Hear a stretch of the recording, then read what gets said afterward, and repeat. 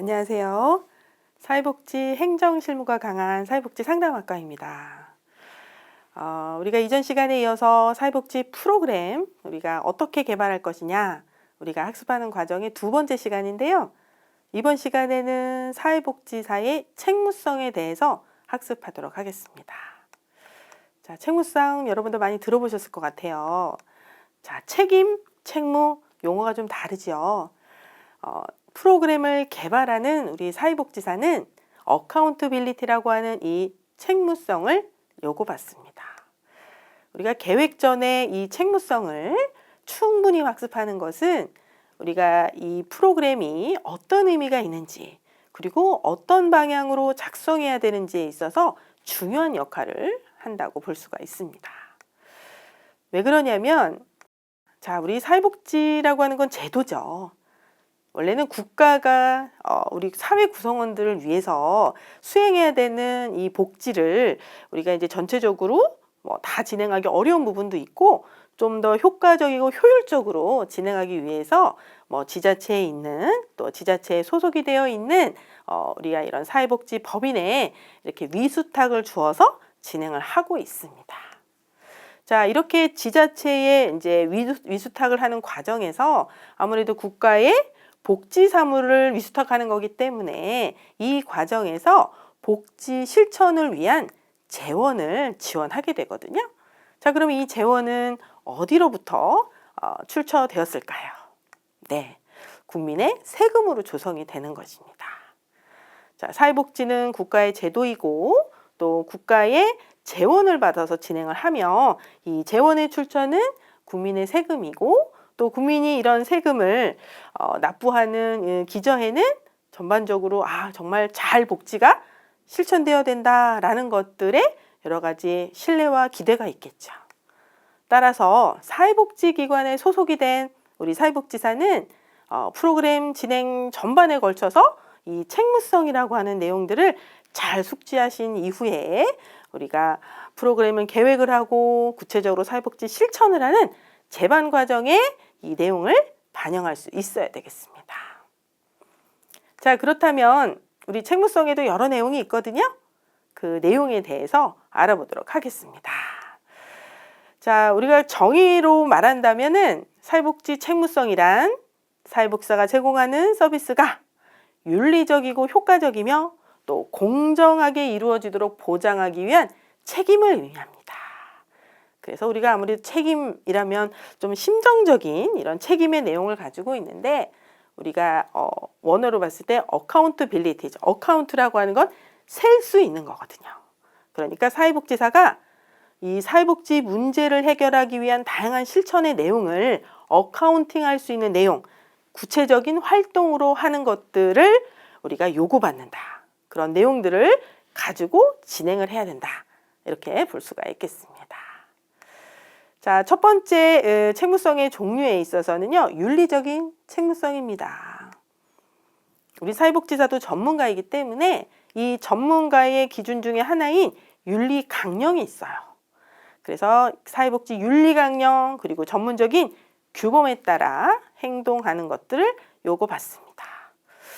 이런 내용이 어떤 내용이 있을까요? 예를 들어서 우리가 그 서비스를 제공하는 이 클라이언트의 개인정보라든지 이런 부분들을 외부에 동의 없이 공개한다거나 아니면 클라이언트에게 서비스를 제공하는 과정에서 우리가 아무래도 서비스를 제공하고 제공받는 이런 과정에서 이제 수직적인 관계를 유지한다거나 이런 내용들은 윤리적으로 맞지 않겠습니다. 따라서 프로그램 실천 과정에서 이 윤리적인 책무성이 기본적으로 필요한 내용이 되겠고요. 자, 두 번째는 법적 책무성입니다. 우리가 사회복지 실천 모든 과정에서는요, 법률과 우리나라에서 규정하고 있는 모든 것들에 기반을 해서 진행을 해야만 합니다. 예를 들어서 만약에 학대받는 아동을 우리가 방과 후 교실을 진행하면서 알게 됐다. 그러면 아동복지법에 따라서 신고 의무자에 해당이 되거든요. 그런 부분들을 따라야 된다라고 말씀드릴 수가 있겠습니다. 자, 세 번째는 전문적인 책무성 들어보셨을 것 같아요. 자, 우리 사회복지사라고 하는 전문가는요, 사회복지학에서 요구하고 있는, 그리고 보건복지부에서 요구되고 있는 사회복지 교과목을 듣고 거기에 맞는 과정들을 이수해야만 취득할 수 있는 내용이 되겠습니다. 따라서 이런 일련의 과정을 거친 사람들이 그 전문적인 기반에 의거해서 사회복지 실천을 해야만 하겠습니다. 자, 우리가 사회복지학 지금은 이제 17과목 요구를 받고 있는데요. 물론 실천에 있어서의 이런 필수, 선택 이런 교과목이 있는데 이 각각의 교과목에서 다루고 있는 이런 전문성의 내용들을 우리가 잘 반영해서 진행할 수 있어야 되겠습니다. 다음은 행정적 책무성이 있겠는데요. 사회복지 실천은 기관에서 이루어지는 것이죠. 만약에 내가 개인이 내가 누군가를 도와주고 싶다라는 이런 심파시에 의해서 누군가를 도와준다면 이건 또 자원봉사의 성격에 갖겠지만 우리가 사회복지 전문 자격을 가지고 어떤 그 사회복지 실천을 한다는 것은 사회복지 기관에 소속이 되어 있다는 것이겠죠.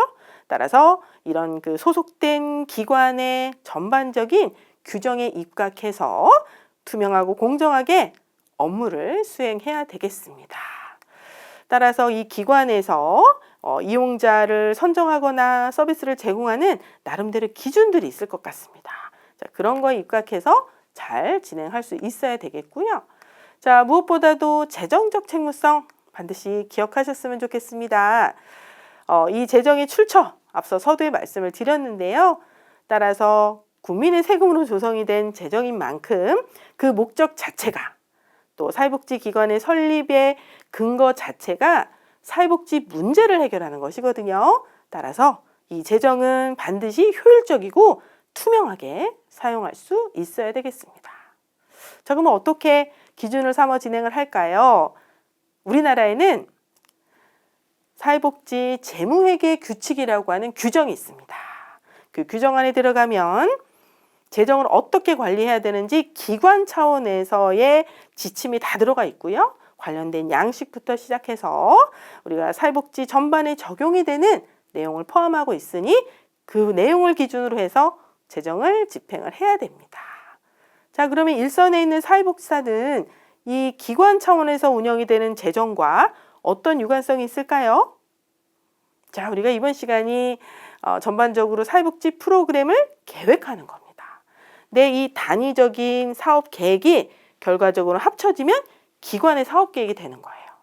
그러니 이 재정적인 부분들을 정확히 가능하면 예측을 해서 또 정확하게 영수증 처리라든지 기관의 기준 그리고 정부가 마련한 관련된 지침에 의거해서 집행을 해야만 하는 것이죠.